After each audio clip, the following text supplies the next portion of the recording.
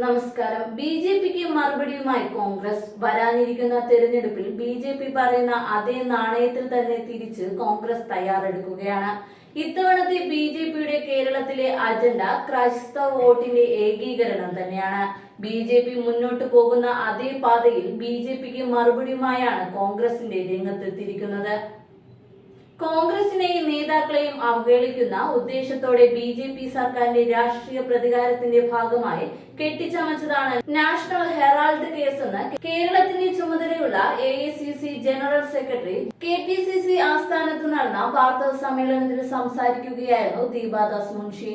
മോദി ഭരണത്തിൽ രാജ്യം അഭിമുഖീകരിക്കുന്ന യഥാർത്ഥ പ്രശ്നങ്ങളിൽ നിന്ന് ജനശ്രദ്ധ തിരിക്കുന്നതിന്റെ ഭാഗം കൂടിയാണിത്. തൊഴിലില്ലായ്മ, പണപ്പെരുപ്പം, വിദേശ നാണയത്തിൽ പരാജയം, സാമൂഹ്യ അരക്ഷിതാവസ്ഥ എന്നിവയാണ് മോദി സർക്കാരിന്റെ ബാക്കിപത്രം. നിയമപരമല്ലാത്ത ഒരു കാര്യവും നാഷണൽ ഹെറാൾഡുമായി ബന്ധപ്പെട്ട് നടന്നിട്ടില്ല.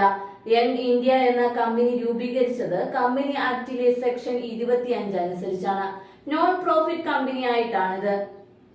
കമ്പനി ആക്ടിലെ എല്ലാ നിബന്ധനകളും പാലിച്ചാണ് അത് പ്രവർത്തിച്ചത്. 1 രൂപയുടെ കള്ളപ്പണ ഇടപാടും അതിൽ നടന്നിട്ടില്ല. ബ്രിട്ടീഷ് ഭരണത്തിനെതിരായ പോരാട്ടത്തിനും കോൺഗ്രസ് ആശയങ്ങൾ പ്രചരിപ്പിക്കാനുമാണ് 1937 ജവഹർലാൽ നെഹ്റു നാഷണൽ ഹെറാൾഡ് എന്ന പത്രം ആരംഭിച്ചത്. അസോസിയേറ്റഡ് ജേണൽ ലിമിറ്റഡ് എന്ന കമ്പനി അതിനുവേണ്ടി സ്ഥാപിച്ചു.